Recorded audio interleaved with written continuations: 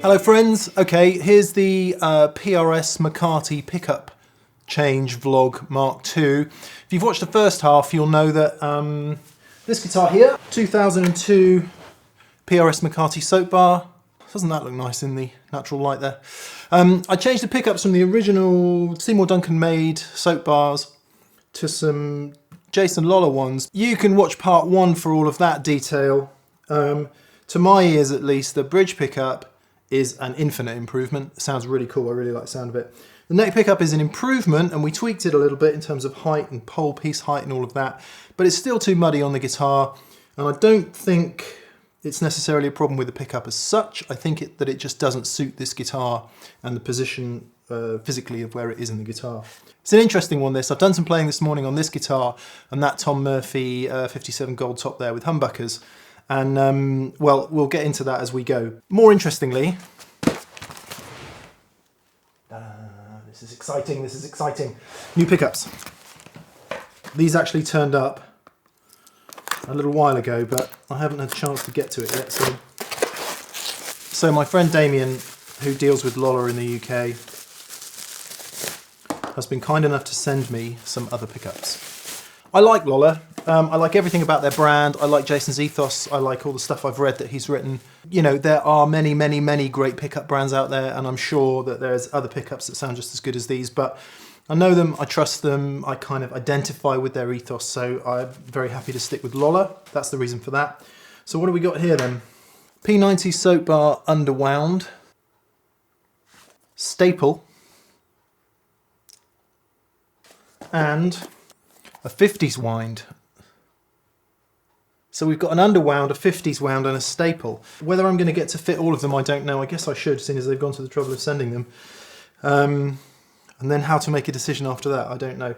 For the rest of this, I just want you to hear the guitar as it is today in here, next to that 57 gold top. Now that might seem like a strange choice of guitar, because it's humbuckers, single cutaway. You could say it's got more in common with this PRS than the guitar I compared it with last time, which was a Collings 290 DCS, sort of based on the junior format.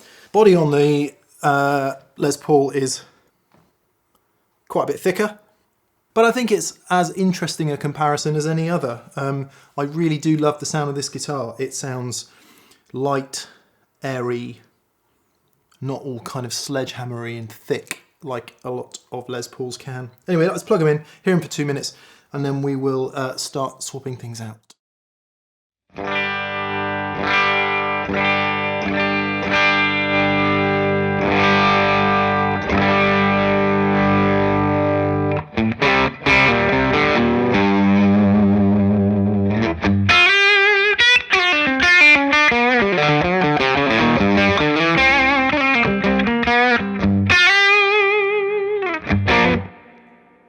I know we're not really here to talk about bridge pickups, but my God, that's glorious.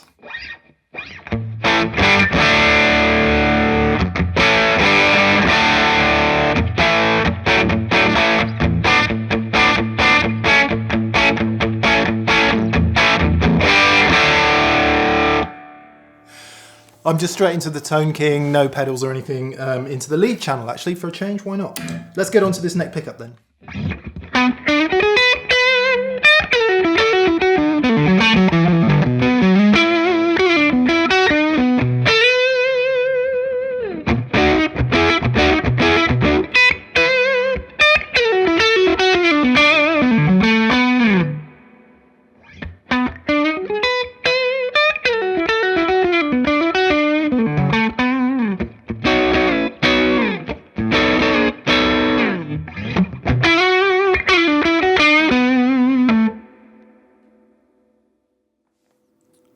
Man, that sounds so good to my ears. It just... oh wow. Anyway, okay.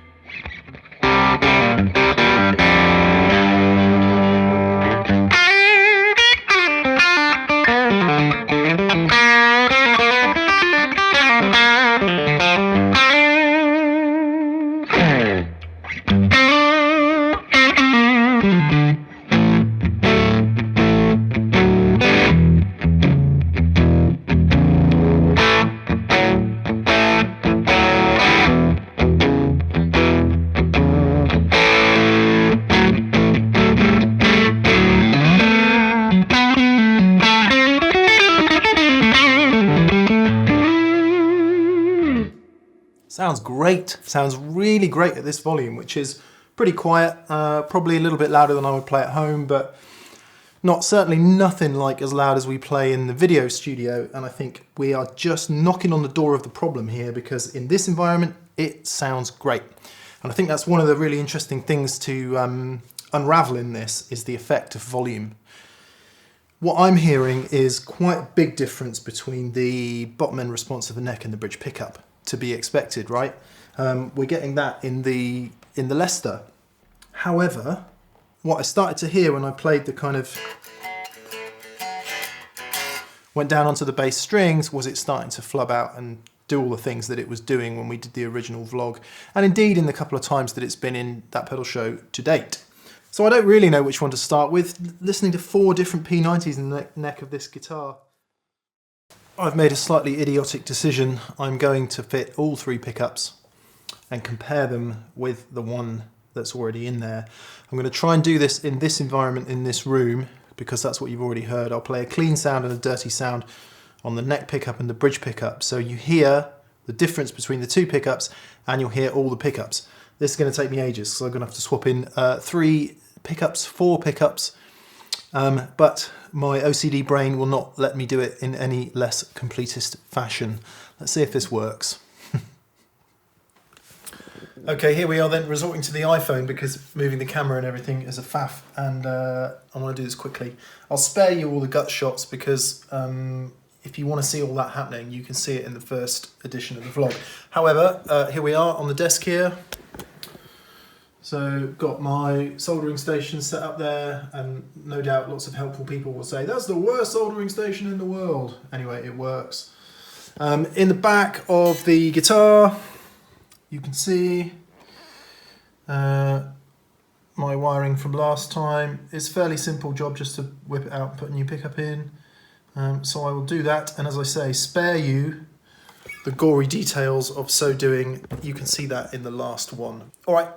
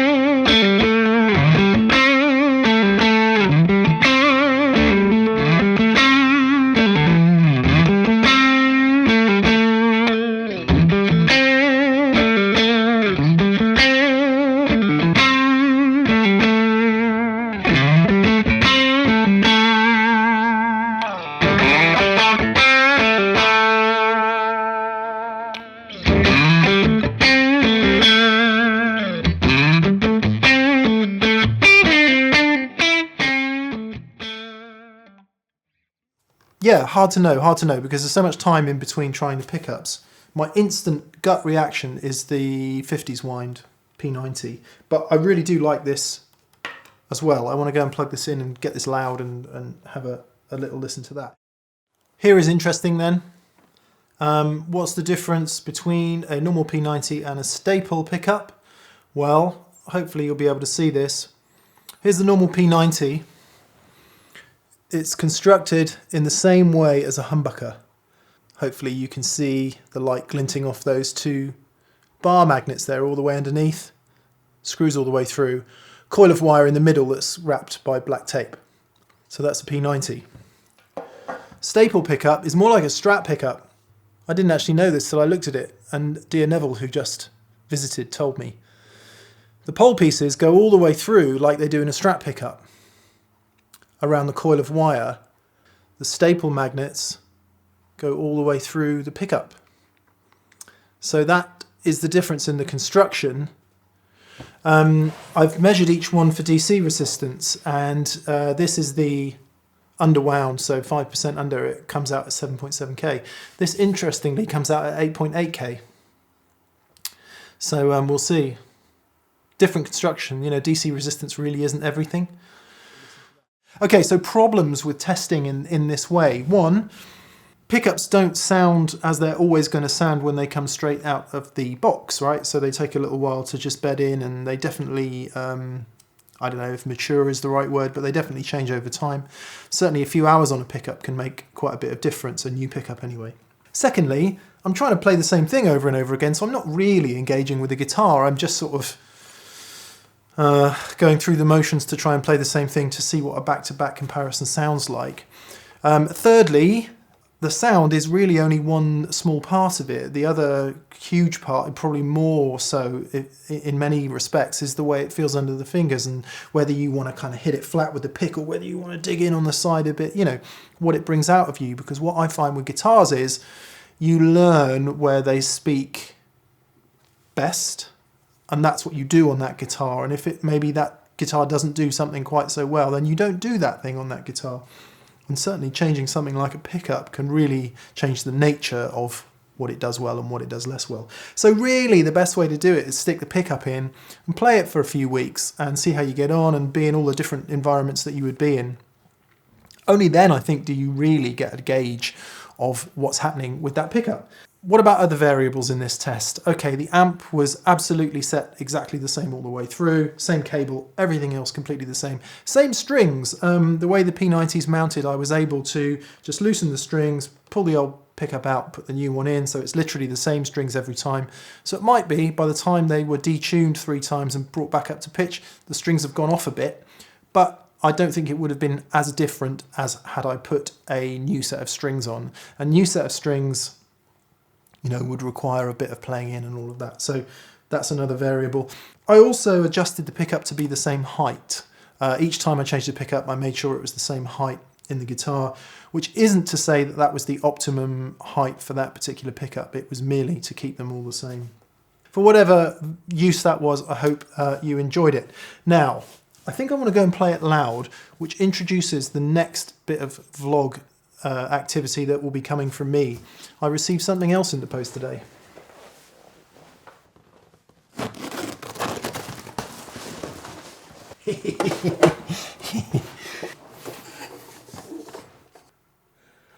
Mesa Boogie 5050 stereo power amp.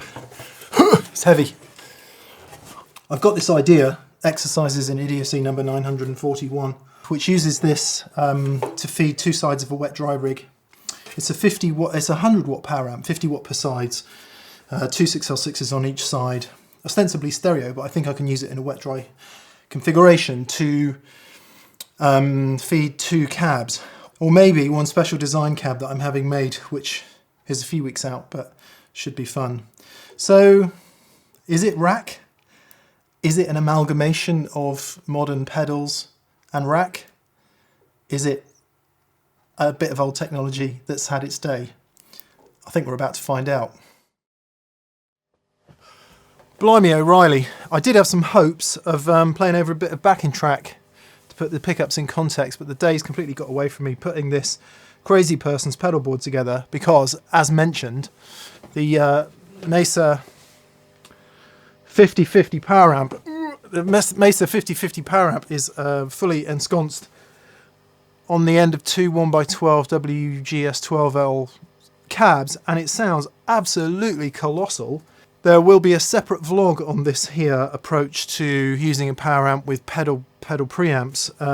So I'm just going to play. I'm going to play it freely a little bit, turn a few things on and off with the staple, go and swap it out for the 50s wind. It won't be a back-to-back. I just want to play and I want to feel it a bit rather than try and concentrate too much, because that'll be interesting.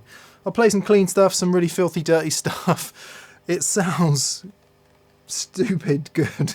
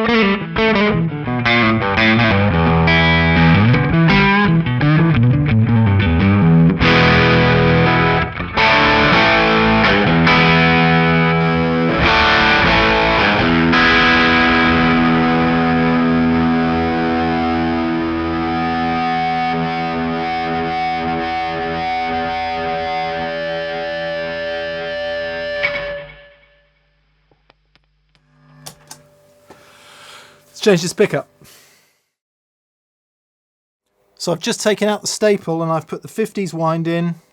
Going to do exactly the same thing, just going to play a bit, and then that will be that. On!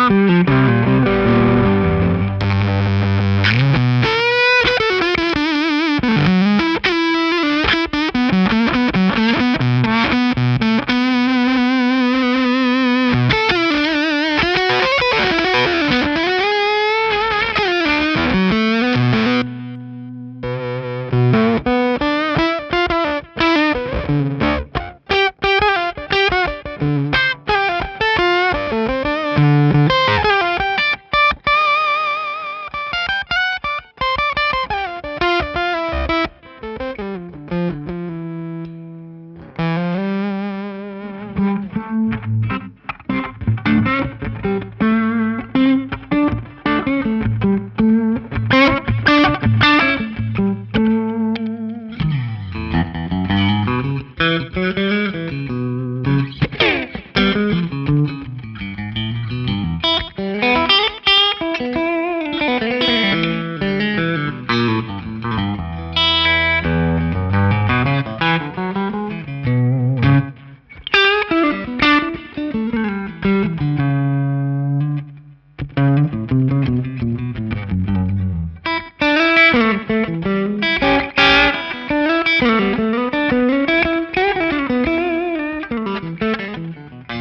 let's finish off by saying that the first examples, when I was in the vlog room, everything sounded kind of similar. I think because maybe some of the room echo and all of that. Definitely the 50s wind was probably the honkiest of all of them. Really hard to tell actually. I don't really have any conclusions at this point. I think my favourite P90 sound is the 50s wind. I think maybe my favourite pickup is the staple, but it'd be super interesting to listen back to this audio and see if it makes any difference. It's crazy loud in here today, just glorious, glorious sounds. Deliberately a lot of bottom end, and I was letting it ring out a lot there. But yeah, to bring it to a conclusion, the balance between the bridge and the neck pickup now is infinitely better than it was, certainly with the original pickups that came with the guitar, and I think improved over the standard Lollar P90. So whatever happens, it's an improvement, and I think the guitar is more usable and more enjoyable as a result. So yeah, 6 o'clock Saturday, it's taken me a whole day to build these pedal boards. This is good fun, and I'm looking forward to hearing more of these pickups over coming pedal shows and get Dan's input as well. I'm going home, I think. Thanks for watching. We will see you soon.